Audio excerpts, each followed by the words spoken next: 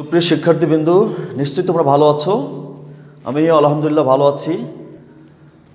তোমাদেরকে আমি স্বাগতম জানাচ্ছি Rangpur ideal institute of technology কর্তৃক আয়োজিত আজকের এই অনলাইন ক্লাসে। সঙ্গে আছি আমি মোহাম্মদ আব্দুল আখের, জুনিয়র ইনস্ট্রাক্টর টেক্সটাইল টেকনোলজি। তো আমরা ইতিমধ্যেই অনেকগুলো লেকচার সম্পন্ন করেছি। ইতিমধ্যে 4টা লেকচার তোমাদের সম্পন্ন করেছি। প্রথম লেকচারে আমরা ইয়ার্ন ম্যানুফ্যাকচারিং অর্থাৎ ইয়ার্ন ম্যানুফ্যাকচারিংয়ের ফ্লো চার্টগুলো আলোচনা করেছি এবং দ্বিতীয় অধ্যায় জিনিং সম্বন্ধে আমরা আলোচনা করেছি। আজকে আমরা তৃতীয় অধ্যায়ে আমরা আলোচনা করেছি মিক্সিং অ্যান্ড ব্লেন্ডিং সম্বন্ধে। আজকে চতুর্থ অধ্যায়ে তোমাদের আলোচনা করব। আজকে তোমাদের পঞ্চম লেকচার এবং চতুর্থ অধ্যায় হচ্ছে তোমাদের ব্লোরুম। ব্লোরুমটা হচ্ছে মূলত স্পিনিংয়ের প্রথম ধাপ, অর্থাৎ আমরা সুতা তৈরির যে প্রক্রিয়ায় প্রথম ধাপটা হচ্ছে ব্লোরুম। আর ব্লোরুমের যে প্রথম কাজ সেটা হচ্ছে মিক্সিং অ্যান্ড ব্লেন্ডিং। এটা আমরা ইতিমধ্যে আলোচনা করেছি। তো ব্লোরুমে সম্বন্ধে আজকে আমরা মোটামুটি একটু জানার চেষ্টা করব। খুবই গুরুত্বপূর্ণ তোমাদের ক্লাস এটা। তোমরা এ বিষয়ে এই ক্লাসটা ভালোভাবে দেখবা এবং তোমাদের পরীক্ষার জন্য এবং সব ক্ষেত্রে এই চ্যাপ্টার খুবই গুরুত্বপূর্ণ এবং বাস্তব জীবনের জন্য তোমাদের কাজে লাগবে। তো আজকে আমরা আলোচনা করব ব্লোরুমের যেসব বিষয় আলোচনা করব সেটা হচ্ছে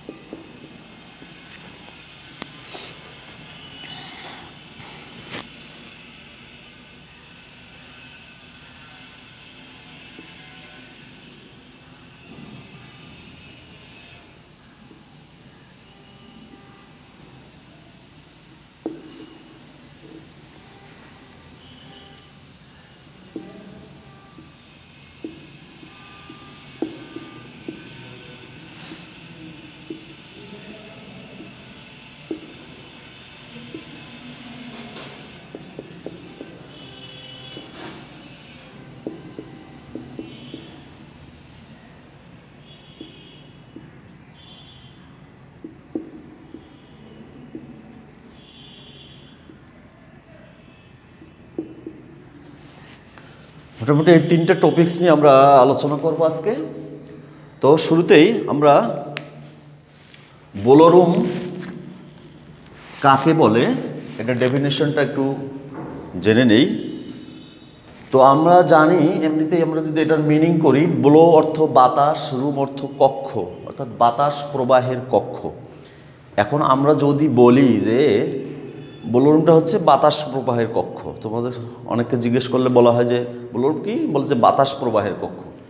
এটা আসলে দিয়ে ব্লোরুমকে আমরা বুঝতে পারবো না। ব্লোরুমটা হচ্ছে অনেকগুলো মেশিনের সমন্বয়, যেখানে বাতাসের প্রবাহের সাহায্যে এক মেশিন থেকে অন্য মেশিনে এই আমাদের যে ম্যাটেরিয়ালগুলো ট্রান্সফার করা হয়। তো এখানে বাতাসটা একটা মুখ্য ভূমিকা হিসেবে পালন করে। কিন্তু ব্লোরুমের বুঝতে গেলে, অর্থাৎ যে রুমের মধ্যে বা যে সেকশনের মধ্যে মূলত প্রথমে তুলার গাইডগুলোকে নিয়ে এসে লে ডাউন দেওয়া হয় এবং সেখান থেকে ওপেনিং করা হয়, ওই ফাইবারগুলোকে ওপেনিং করা হয়। তারপর ফাইবারগুলোকে মেশিনের সাহায্যে, বিভিন্ন ক্লিনিং মেশিন আছে, ওপেনিং মেশিন আছে, এগুলোর সাহায্যে ক্লিনিং করা হয় এবং বিটিং করা হয়। তারপর হচ্ছে ট্রান্সফর্মিং করা হয়। এখান থেকে সর্বশেষ আমরা এখান থেকে যে চুট পাই, অর্থাৎ এটা পুরো প্রসেসটাই হচ্ছে ব্লোরুম। অর্থাৎ ব্লোরুম কাকে বলে? যে সেকশনে বা যে কক্ষে বাতাসের প্রবাহের সাহায্যে এক মেশিন থেকে অন্য মেশিনে তুলা বা র ম্যাটেরিয়ালসকে ট্রান্সফার করা হয় এবং ওপেনিং, ক্লিনিং, তারপর বিটিং এবং সর্বশেষ চুট বা ল্যাপ তৈরি করা হয়, তাকে বলা হয় ব্লোরুম। তো বোলোরুম স্পিনিংয়ের একটা ইম্পর্ট্যান্ট পার্ট, এখানে 40 থেকে 70% পর্যন্ত, তোমাদের বই আছে 50 থেকে 65% পর্যন্ত, কিন্তু বর্তমান ইয়াতে বলা হচ্ছে যে 40 থেকে 70% পর্যন্ত অপদ্রব্য, অর্থাৎ তুলার মধ্যে অনেক ধরনের অপদ্রব্য থাকে, যেমন তুলার মধ্যে ডার্ট থাকে, ডাস্ট থাকে, তারপরে বিভিন্ন ধরনের গাছের লিফ থাকে, ট্রাশ থাকে, হ্যাঁ, বিভিন্ন ফরেন ম্যাটেরিয়ালস থাকে, যেমন কন্টামিনেশন থাকে, পলিপ্রোপাইলিনের বা পলিথিন, বিভিন্ন এগুলো থাকে। এই সব অপদ্রব্যগুলো দূর করতে হয়। বোলোরুমের মেন কাজ হচ্ছে এখানে 40 থেকে 60-70% অপদ্রব্য দূর করা হয়, আর বাকি অপদ্রব্য পরবর্তী ইয়াতে দূর করা হয়। এবং বোলোরুম এমন একটা সেকশন যেখানে আমরা 5 থেকে 10% আমরা ইয়ার্নের কস্টিং কমায় নিয়ে আসতে পারি। বোলোরুম সবচেয়ে বেশি কষ্ট হয় হচ্ছে বোলোরুমে। তো আমরা যদি বোলোরুমের কস্টিং যদি কমায় নিয়ে আসতে পারি, তাহলে আমরা যদি 1% বোলোরুমের কস্টিংও যদি কমায় নিয়ে আসতে পারি, তাহলে আমরা একটা উৎপাদন খরচ অনেক কমায় নিয়ে আসতে পারি। মনে করো, আমি তোমাদের ধারণা দেওয়ার জন্য বলতেছি, যদিও এটা তোমাদের পরীক্ষার জন্য প্রয়োজন নেই, যদি একটা ফ্যাক্টরিতে দেখা যাচ্ছে যে 3000 টন তুলা 3000 টন তুলা বাৎসরিক ধরো প্রসেস করা হয়। এখন এখানে ধরো যে ওয়েস্টেজটা হয়, এই প্রতি কেজি তুলার দাম হচ্ছে $, $2। প্রতি কেজি তুলার দাম হচ্ছে $2। এখন আমরা যদি 3000 টনের মধ্যে 1% ওয়েস্টেজ আমরা কম করি, তাহলে আমাদের দেখো 3000 টন মানে হচ্ছে কি, 3000 সাথে 1000 গুণ হবে, 3000 টন গুণুন। এখন যদি আমরা দেখা যাচ্ছে 5% মানে 1/2% যদি ওয়েস্টেজ কমায় নিয়ে আসতে পারি, তাহলে আমাদের কত খরচ বাঁচে? এটা হচ্ছে 100, অর্থাৎ 1/2%। তো আমরা খরচ বাঁচাইতে পারি এখান থেকে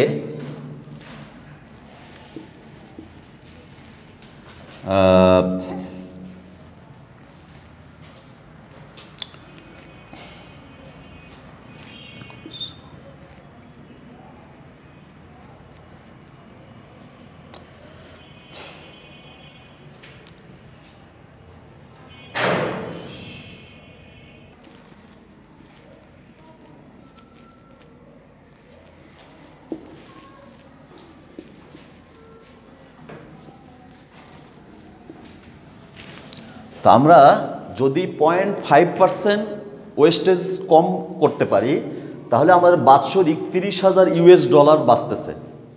তাহলে বোলোরুমের ওয়েস্টেজ, বোলোরুমটা একটা ইম্পর্ট্যান্ট ফ্যাক্টর তোমাদের সুতার কস্টিং কমায় নিয়ে আসার জন্য। তো $30,000 যদি আমরা বাৎসরিক বাঁচাতে পারি, এই $30,000 তো একটা ফ্যাক্টরির যে পুরো বছরের কস্টিংয়ের জন্য যথেষ্ট। পুরো বছরে যে ফ্যাক্টরির যে উৎপাদন খরচ হয়, এটার মেকআপ করার জন্য যথেষ্ট। অর্থাৎ শ্রমিকদের বেতন, তারপরে মেনটেনেন্স খরচ, হ্যাঁ, সব কিছু মিলে $30,000 একটা কোম্পানির জন্য। তো এটা খুবই গুরুত্বপূর্ণ।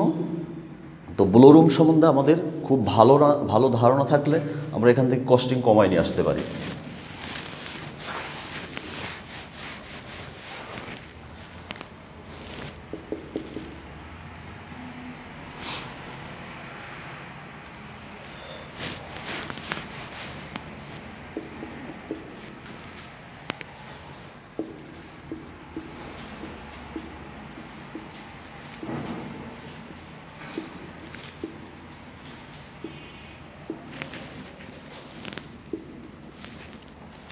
তো ব্লোরুমের কাজ আমরা সংজ্ঞার মধ্যে বলেছি, ব্লোরুমের কাজ মূলত হচ্ছে প্রথমে opening,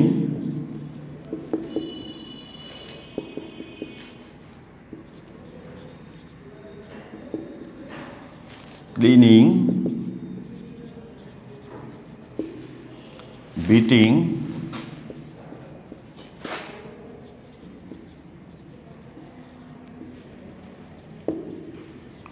transforming,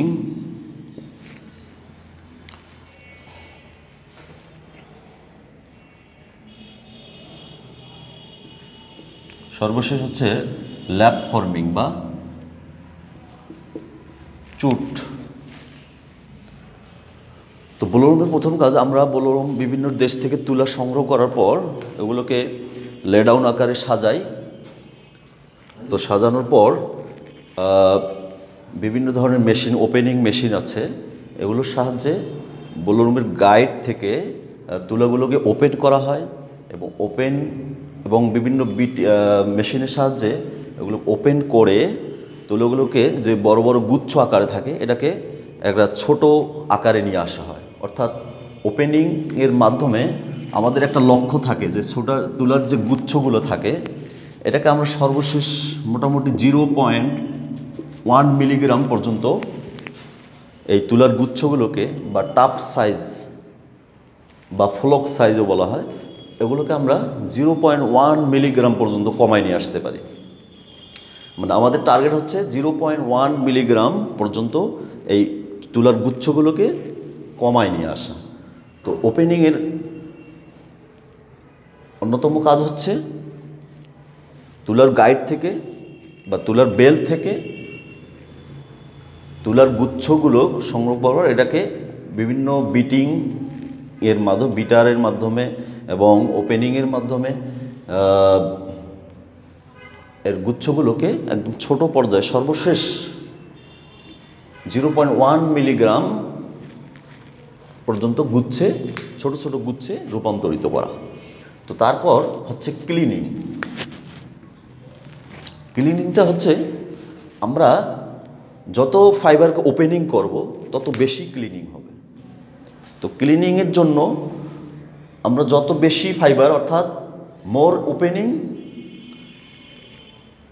and more cleaning, যত ক্লিনিং হবে, ওপেনিং হবে, ততই ক্লিনিং বেশি হবে।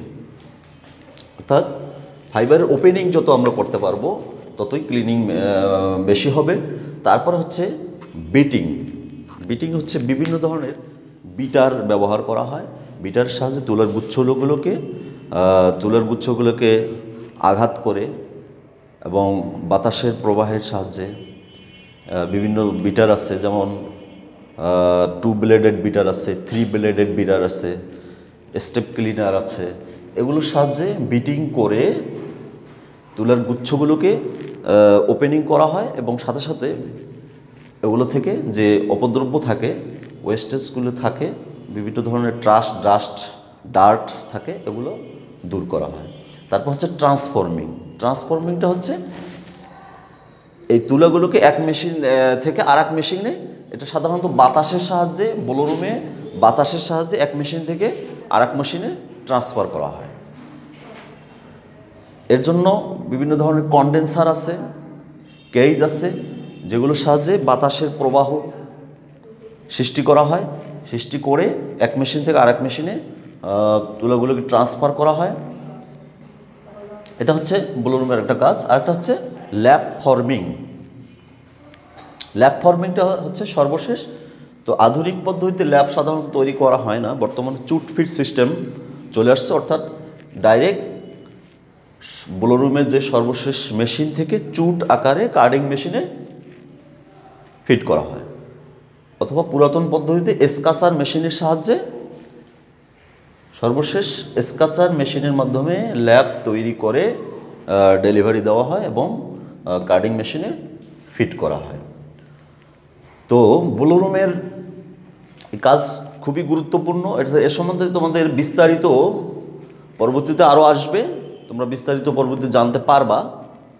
তো ওপেনিং অর্থাৎ আমাদের মেন কাজ হচ্ছে তুলাগুলো থেকে যে ডাস্ট ট্রাশ থাকে এগুলোকে ওপেনিং ক্লিনিংয়ের মাধ্যমে তুলাগুলো থেকে যে অপদ্রব্য থাকে মিনিমাম 40 থেকে 70% অপদ্রব্য বোলরুমে দূর করা। বোলরুমের মেইন কাজ হচ্ছে দূর করা। আরও কিছু কাজ আছে, যেমন এখন ডিডাস্টিং পদ্ধতি ব্যবহার করা হয়, যেটার মাধ্যমে ডাস্টও বোলরুমের তুলা থেকে ডাস্টও দূর করা হয়। অথবা বোলরুমের তুলার মধ্যে দেখা যাচ্ছে যে ফরেন ম্যাটার থাকে। ফরেন ম্যাটার বলতে কন্টামিনেশন যেটাকে বলি আমরা। কন্টামিনেশন বলতে হচ্ছে তুলার মধ্যে তুলা বাদ দিয়ে বাকি যে অপদ্রব্য থাকে এগুলোকে বলা হয় কন্টামিনেশন।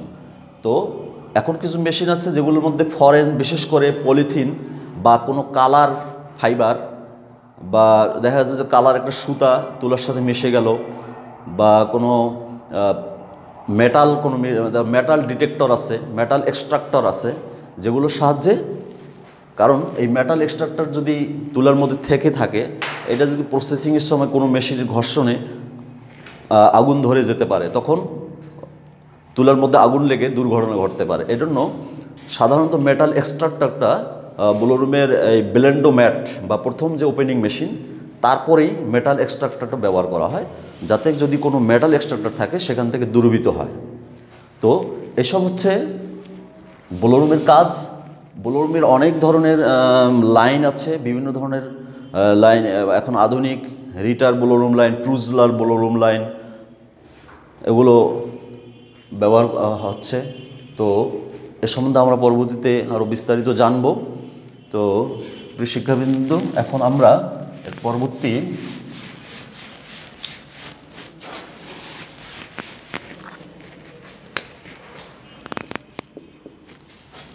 জানব list of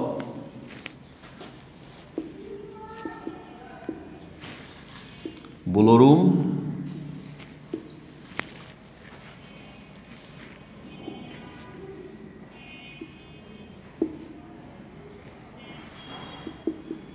mixing and blending machine.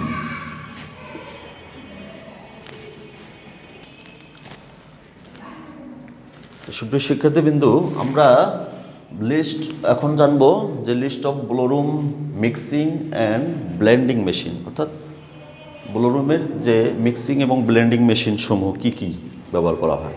তো বোলরুমকে আমরা যদি মেশিনের দিক থেকে ভাগ করি, মোটামুটি 3 ধরনের মেশিন ব্যবহার করা হয়। একটা হচ্ছে মিক্সিং অ্যান্ড ব্লেন্ডিং, আর একটা হচ্ছে ক্লিনিং অ্যান্ড বিটিং, আর সর্বশেষ হচ্ছে ল্যাপ ফর্মিং। তো মিক্সিং অ্যান্ড ব্লেন্ডিং মেশিনের মধ্যে আমাদের আছে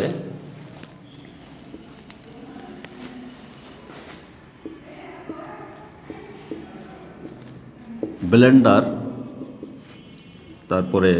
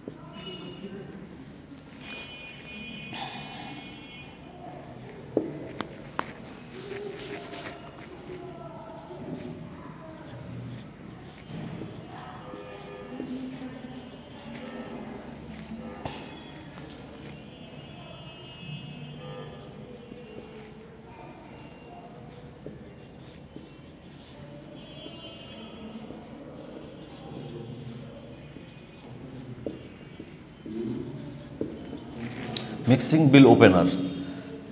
তো মিক্সিং ব্লেন্ডিং মেশিনের মধ্যে blender, bale opener, multimixer, waste blender, unimix, mixing bale opener, এগুলো। তো ইউনিমিক্সটা হচ্ছে এটা একটা আধুনিক মেশিনের মধ্যে, ইউনিমিক্স। আরও আছে যেমন মাল্টিমিক্সার, এটাও হচ্ছে আধুনিক মেশিন। তো তারপরে আমরা ব্লেন্ডারের এখন আছে যেমন আরও মেশিন আছে যেমন ব্লেন্ডোম্যাট।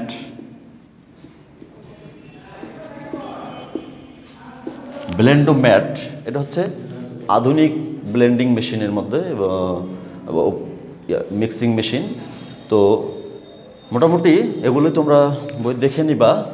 এরপরে আমরা জানবো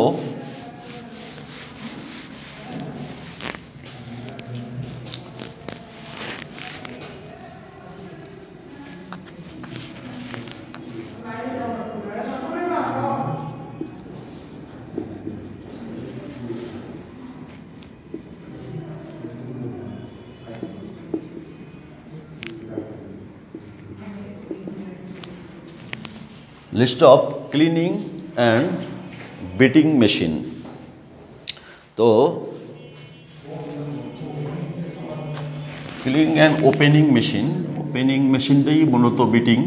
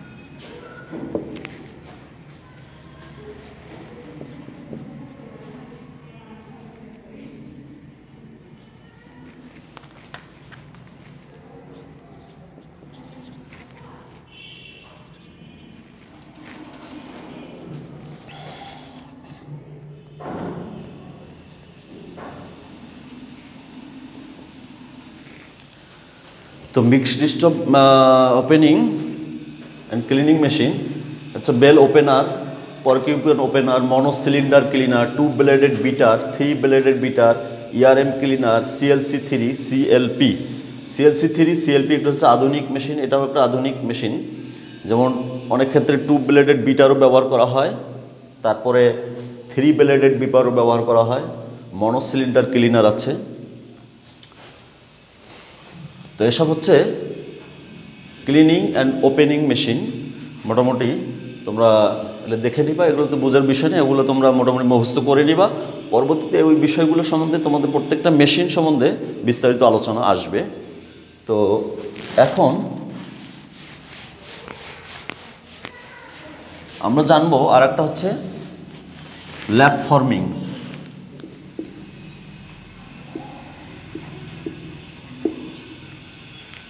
ল্যাব ফর্মিং মেশিন। তো ল্যাব ফর্মিং মেশিনের মধ্যে আছে হলো স্কাচার,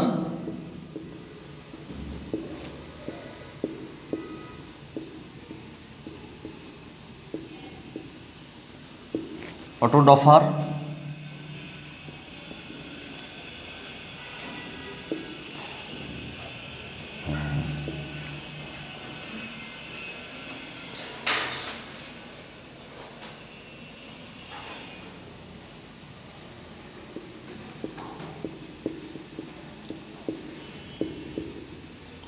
র্যাপ রোলার, এক্সট্রাক্টর। অর্থাৎ এগুলোর সাহায্যে মূলত ল্যাব ফর্মিং ইউনিটে মূলত এগুলোই ব্যবহার করা হয়, স্কেচার, অটোডপার, ল্যাব ফর্মার, এক্সট্রাক্টর, এগুলো ইনস্ট্রুমেন্ট হিসেবে ব্যবহৃত হয়।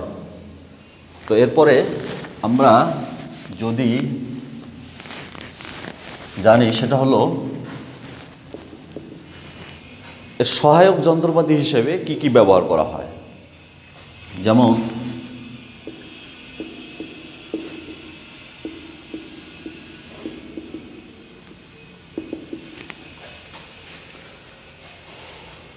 সহায়ক যন্ত্রপাতি হিসেবে আমাদের বিভিন্ন মেশিন ব্যবহার হয়, যেমন কেজ আছে, বিভিন্ন ধরনের কেজ ব্যবহৃত হয়, অর্থাৎ বাতাসের প্রবাহ সৃষ্টি করার জন্য। তারপরে কন্ডেন্সার ব্যবহৃত হয়,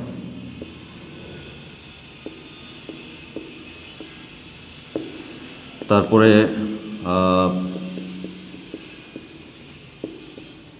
পিয়ানো ফিড রেগুলেটর,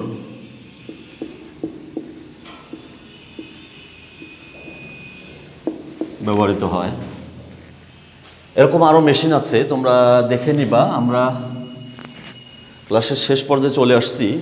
তো সুপ্রিয় শিক্ষার্থীবৃন্দু, তারপর আরও ধরো দেখা যাচ্ছে কিছু কনভেয়র, যেমন পাইপ আছে, কনভেয়র পাইপের মাধ্যমে এক মেশিন থেকে আরেক মেশিনে যাচ্ছে। কনভেয়র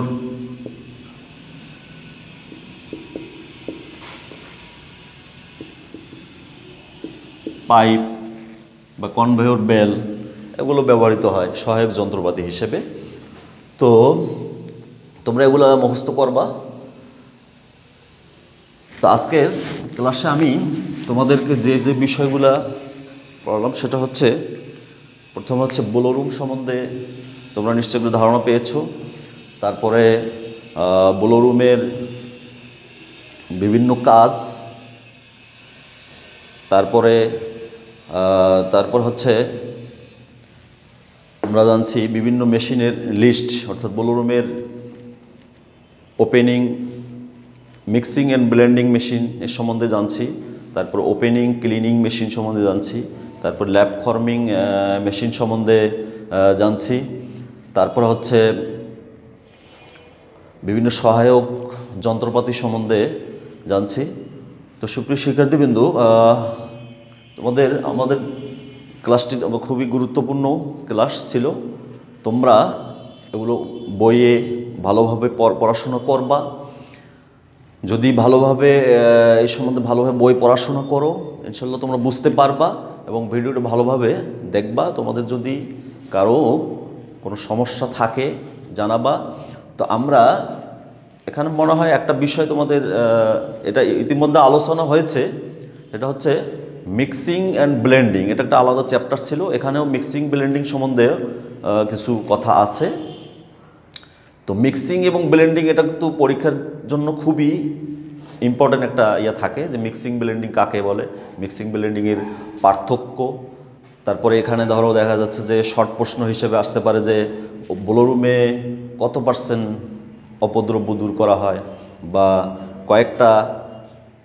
কয়েকটা ক্লিনিং ওপেনিং মেশিনের নাম লেখো, কয়েকটা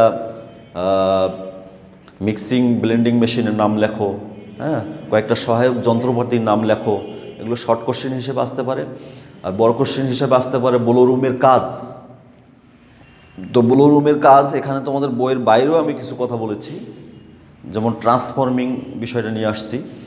তো তোমরা এগুলো ভালোভাবে পড়াশোনা করবা এবং তোমাদের যে কোনো সমস্যা কমেন্ট বক্সে কমেন্ট করে জানাও, এবং পরবর্তীতে আমরা এই সমস্যার সমাধানের চেষ্টা করব। সর্বোপরি তোমাদের সার্বিক সাফল্য কামনা করছি এবং তোমাদের ভবিষ্যৎ খুব উজ্জ্বল হোক, এই কামনা রেখে আজকের মতো এখানেই লেকচার শেষ করছি। আল্লাহ হাফিজ।